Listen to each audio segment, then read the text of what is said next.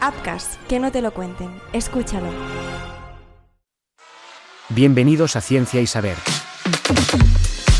Hola, ¿qué tal? Muy buenas, ¿cómo estáis? Bienvenidos un día más a Ciencia y Saber. A finales del siglo XVIII, en plena agitación de las guerras napoleónicas, el dominio naval británico suponía una barrera infranqueable para Francia. Napoleón Bonaparte, obsesionado con romper el bloqueo británico y asegurar la supremacía en el mar, buscaba desesperadamente una solución que le permitiera arrebatar el control de los océanos a sus enemigos. Fue entonces cuando un inventor estadounidense, Robert Fulton, presentó un concepto que parecía sacado de un sueño futurista: un submarino capaz de operar bajo el agua y hundir barcos sin ser detectado. Fulton, un ingeniero innovador y adelantado a su tiempo, había estado experimentando con la idea de la navegación submarina durante varios años. Inspirado por los diseños rudimentarios de sumergibles anteriores, como el Turtle, utilizado en la Revolución Americana, diseñó un prototipo mucho más avanzado, el Nautilus. El Nautilus era una obra de ingeniería sorprendente para su época. Construido con una estructura de cobre reforzada, tenía una forma aerodinámica similar a un torpedo. Su propulsión se basaba en una hélice accionada manualmente y en velas desplegables cuando navegaba en la superficie. Contaba con un rudimentario sistema de oxígeno que le permitía permanecer sumergido hasta 6 horas, un avance impresionante para finales del siglo XVIII. Lo más revolucionario era su capacidad de ataque. El Nautilus estaba diseñado para aproximarse a los barcos enemigos y colocarles explosivos submarinos. Se imaginaba que podría sumergirse en la oscuridad de la noche acercándose silenciosamente a los navíos enemigos sin ser detectado. Su tripulación, utilizando el primitivo periscopio y calculando la posición de sus objetivos, desplegaría buzos que fijarían cargas explosivas al casco del barco enemigo.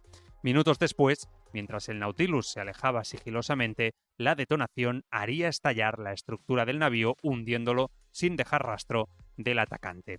Estos dispositivos, que se adherían al casco de los buques británicos, estaban programados para explotar después de un tiempo determinado, hundiendo la embarcación sin dejar rastro de la agresión. La idea era tan innovadora que podría haber cambiado para siempre la guerra naval. El diseño del Nautilus también incorporaba un periscopio primitivo, permitiendo a su tripulación observar la superficie sin ser detectada. Contaba con un lastre ajustable que le permitía ascender y descender controladamente. También estaba equipado con una escotilla reforzada que podía abrirse bajo el agua para permitir la salida de buzos, quienes podrían fijar explosivos directamente a los barcos enemigos. Este sistema le otorgaba una versatilidad sin precedentes para la guerra naval en la época. Fulton presentó su invento a Napoleón en 1800, asegurando que el Nautilus podría ser la clave para destruir la supremacía británica en los mares. Sin embargo, el emperador se mostró escéptico. La guerra en aquel entonces era una cuestión de honor y estrategias tradicionales, y la idea de combatir con un arma invisible que atacaba sin ser vista generaba rechazo entre los altos mandos franceses. Consideraban que un ataque submarino era poco caballeroso y que su efectividad en batalla era incierta.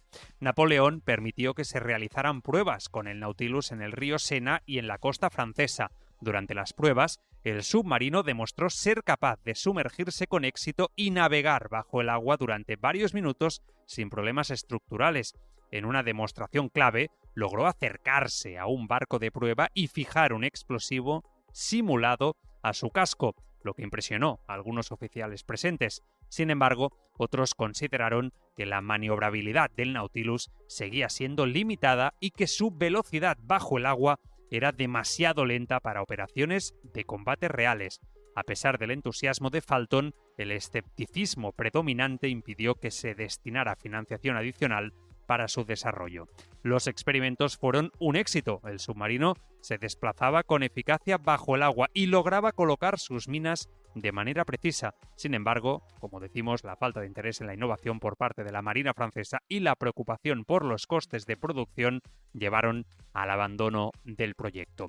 El rechazo del Nautilus marcó un punto de inflexión en la historia de la guerra naval. Si Napoleón hubiera decidido apostar por el invento de Fulton, la historia podría haber sido radicalmente diferente. Imaginemos un escenario en el que los submarinos franceses hubieran comenzado a hundir barcos británicos en secreto, debilitando su flota y facilitando una invasión a Inglaterra. La Marina Real Británica, la principal defensora del imperio, podría haber perdido su superioridad cambiando el curso de la historia. Sin embargo, este no fue el destino del Nautilus. Tras el rechazo de Napoleón, Fulton llevó su invento a los británicos esperando que ellos sí lo adoptaran, pero, irónicamente, también fue rechazado por las mismas razones.